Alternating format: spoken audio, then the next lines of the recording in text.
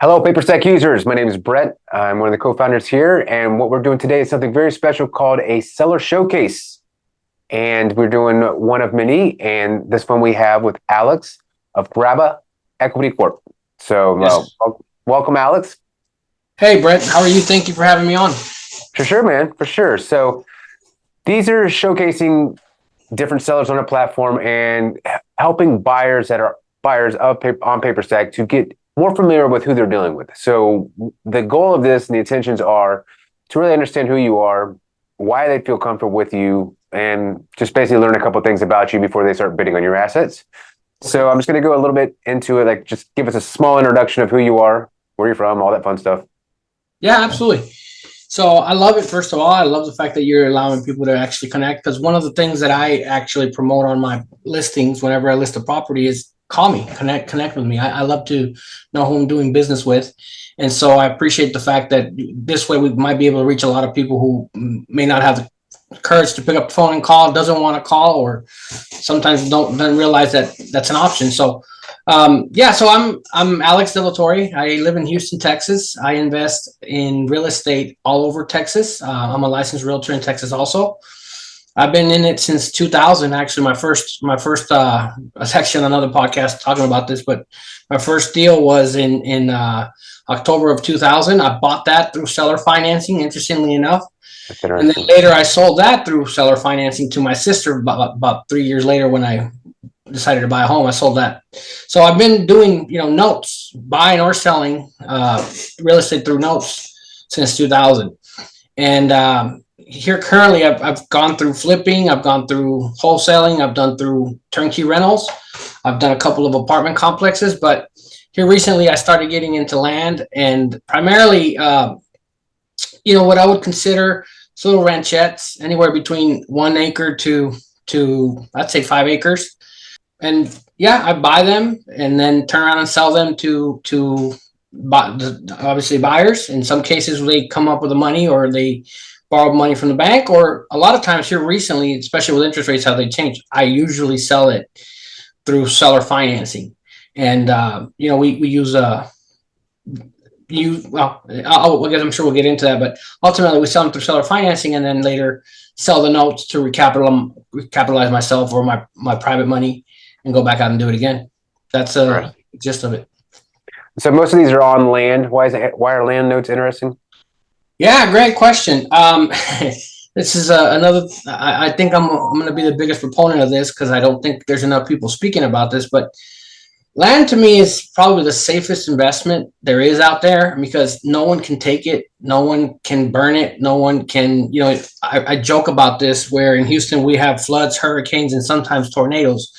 And I tell people, like, you can have a tornado, a hurricane, and a flood on top of my property all at the same time, and in a day later, it'll look like nothing ever happened. As opposed to when you have houses and your collateral is a house. Collateral. I mean, I've taken back properties in the past, and man, I never had one leave a note saying thank you on the countertop. It was always, broken toilets.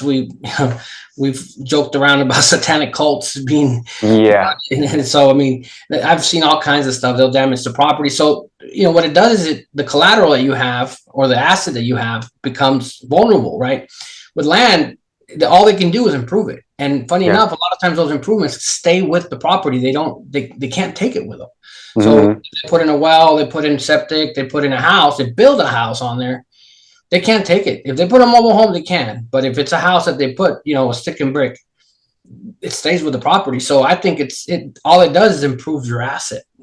Interesting. That's great. That's a great way of explaining it. So you do sell quite a bit of notes on Paperstac. Tell us a little bit about the details of the offerings you do have and that you have had in the past, and type of stuff you've had, price ranges, things like that, or just Yeah, so it's interesting. We pulled up this number yesterday just because I knew we were going to have this conversation, and I've sold 28 notes last year, and we're already up to 8 notes this year. Wow. And I thought it had been longer. We started with Paperstac in 2023, so late 2022. Yeah, so we haven't been on Paperstac long. I had previous note buyers that I still currently work with, so I've sold notes to other people off of Paperstac. but I found that Paperstac has a good platform for reaching new clients, of course, and they make the transaction smooth and safe for most people. And what I mean by that is, me as a note seller, I don't want to just send off my collateral to someone. I like the way that we get to send it off to a third party and they verify everything for the buyer, the note buyer.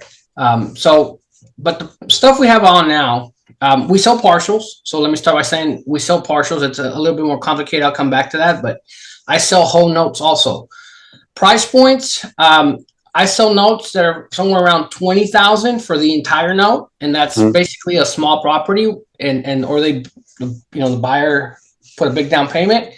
And I've sold $320,000 notes where the property was a little bit more commercial. It was used almost for like a ranch. They had pens and stuff to be able to use it for a ranch, but they also used it for their home. I think we found a niche that our buyers are primarily people who are looking for a ranchette where they want to live on the property, they want to have their business there, and sometimes they'll have, here in Texas, have animals. And so, funny enough, that's literally my model. I currently have my current home is just like that, right? I live on my property, and then I have a shop in the back where I keep all of our tools and equipment and stuff, and then I also have a little barn where I keep my horses. And so, yeah, I mean, I kind of modeled it after me, and there's a big need for that, and I think we're filling it. That's cool, man. The most important thing is financing. There's a lot of banks don't do financing for properties like that. You're not going to build on it right away, so it has to be basically a term to what they call a bridge loan, where construction loan. Well, if you're not wanting to construct right away, then the banks will just have to pass, and so we're able to fill that void there, and that's what I've been working on primarily. That's cool. I might be giving all my secrets away. No, I mean, I think it's good. People know exactly what they'd be buying, and that shows that the borrowers that are buying these properties are adding value, horses, different things like that. So more likely that they probably end up keep paying. I guess the next question I would have is, do you have any repeat buyers and some success stories of people that have bought either notes or the properties that you can think of?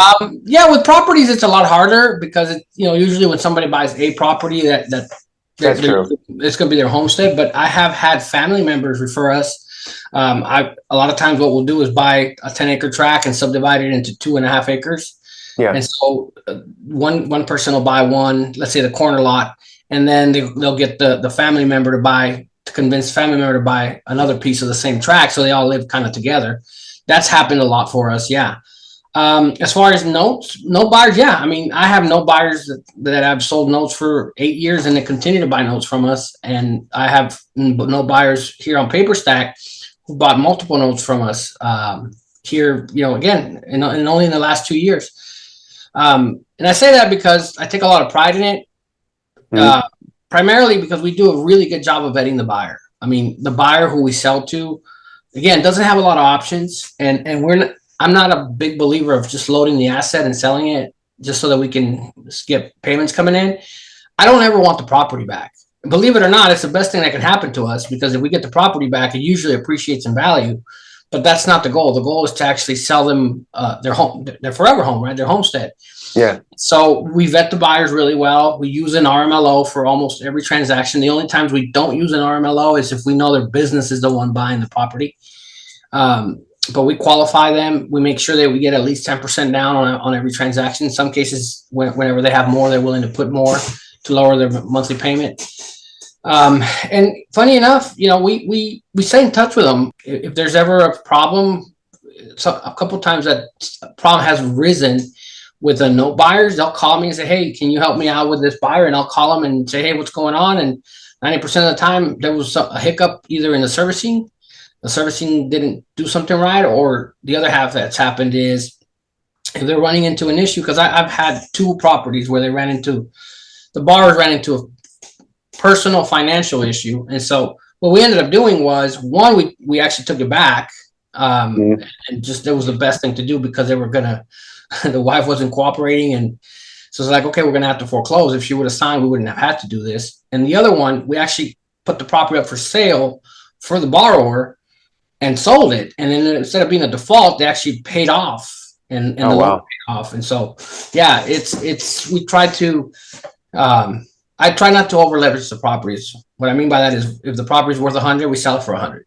And obviously with their down payment and pay down on the loan, it's always easy to just, if we're just trying to sell the asset and just get out of it, we'll sell the property. If it's worth 100, we'll sell it for 90. Well, usually that'll sell pretty quickly. I mean, people understand the value. Retail buyers understand that, so they'll buy it quickly. And what we're looking for is just closure for both the no buyer, the borrower, and of course myself, trying to help everybody. That's awesome. Yeah. Awesome. Okay. Well, that pretty much answers a lot of stuff I think a buyer would want to know off the bat. I guess the last question is, what's your username on Paperstac? They I'm probably looking at this from your seller comments, but I guess maybe not if we put this in other places. To, Grab Equity Corp or Grab Equity Corp is our the owner of all the notes that we sell. Mm-hmm. So it's we sell it through there, and you can find us on Paperstac that way. I believe you can kind of, for lack of a better word, follow us or link, and every time we put something up, I don't have a lot of stuff up, and I guess it's a good thing for me anyway, because when I put something up, people buy it right away. So again, it's because I mentioned a lot of repeat buyers. So you asked me about repeat buyers. I have 3 or 4 guys that bought at least 3 notes for me on Paperstac, and they keep buying more because they understand the difference between an asset. I think here's the key factors for us. One is the asset. It can't get any worse, right? It's land. It does not get worse, and the land has value, and it's very tangible. So they understand the value of the land. We could prove that. That's not hard. We get a third-party VPO to do that. We do a good job with vetting the buyer, and we give all the documentation and support that the buyer is a good buyer. Yeah. And again, 90% of the time, they end up being really good buyers and end up paying off the loan or paying as agreed, which is fine, right? And I think the third thing is, and I've had conversations with people about this. It's like, look, I can't tell you I'm going to buy the note back from you if there's a problem, but I will step in and help you.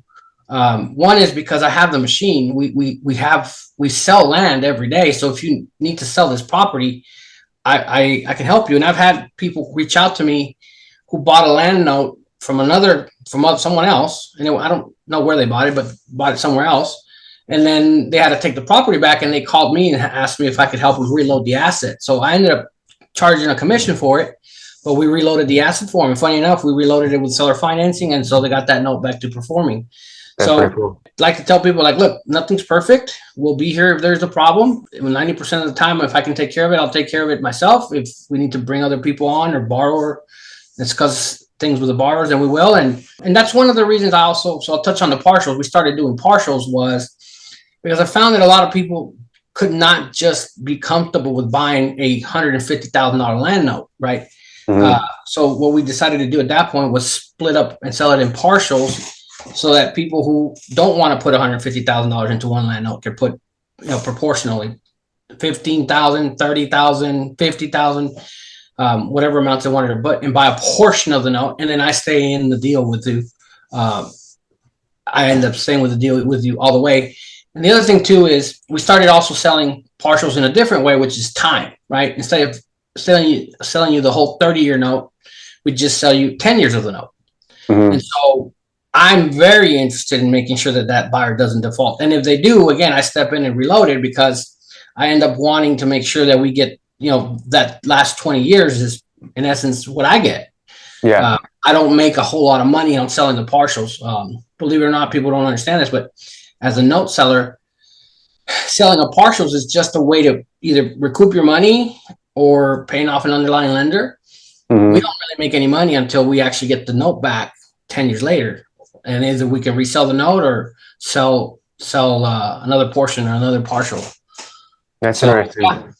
That's really interesting. And with all these, you provide payment history, and they can see the docs. And I'm glad you asked that. With Techstar? We use Techstar almost exclusively. They're here in Texas. They're licensed in Texas, but not only that's not the only reason. There's other companies here in Texas. I think they're really, really good. Yeah. And they're really, really good with communicating with the buyers or the borrowers. And they're also really good at communicating with the note buyers. There's, their onboarding process is pretty simple. We know enough of the process now that whenever you buy a note from us, we have you pre-fill out everything you need. So the moment we close, either you send it or we'll send them all the paperwork they need so that you start getting the asset, the payments to you, to your account immediately. Another really good thing I like about them, a lot of our buyers are from IRA custodians. So like Quest, Equity Trust, different directed IRAs. They know how to work with them. And so I think that's one of the key components for us is that Techstars is very familiar with the process of each IRA custodian. If you have something different, then I'm sure they can figure it out. But the major ones, they've already done a lot of business with. And so that made it really easy because a lot of our note buyers are coming from IRAs. Nice. Okay, well, I think that pretty much does it. I guess if you're watching this and you still have questions, reach out to Alex by starting a transaction with him and just asking questions, and I'm sure he'd be glad to talk to you. Yeah. And then that's it. And Alex, thanks for coming on doing the seller showcase, and best of luck with business on the platform. Appreciate it. Appreciate it very much, Brad. Thank you guys, and I want to say that you guys are doing a great job. I tell you this all the time that I think you guys have cornered the market on the note sales or on the platform, and I think you guys are. I know this because we talk all the time. Through transactions that you guys are always improving. And so I think you guys are headed in the right direction. And when you asked me to come on here, I'd be like, for sure, because I think one of the key components is getting note buyers to trust that the sellers on Paperstac, there's a lot of good sellers on here. I mean, do your own due diligence, but I would tell you, and I would encourage you, you have the ability to call through the platform. There's a call button there. You use that, but definitely start a chat with anyone. And I've talked to, let's just say this, I talked to about 5 to 7 people before I sold one note. And that's okay, because those people are just starting to get comfortable. They want to know me a little better and just understand. Sometimes it's questions about the platform too. And so I think that communication is a key. If you want to, get to know someone you want to do business with, is pick up the phone and call them or start a conversation. But you guys are really good about allowing that to happen. I know there's a lot of places that are very secluded. They don't want the transactions to be the buyer and the seller to meet per se. I think you guys are very different about that. And I think that transparency allows for people to feel comfortable to buy or sell. In my case, I love to sell through here because it allows me to find the right kind of buyers. And sometimes I'm the first person to tell the note buyer, like, hey, I don't think this is what you're looking for in their note. If what you're looking for is that, this is not it. And so I'll point them to the right direction or just basically shake hands and part as friends. So that works. Yeah, people should reach out for sure. Cool, man. Well, appreciate it. And this will be on your seller comments, and we'll see you on the platform and see you at all the conferences. All right, man. Thank you guys. See ya. Take care.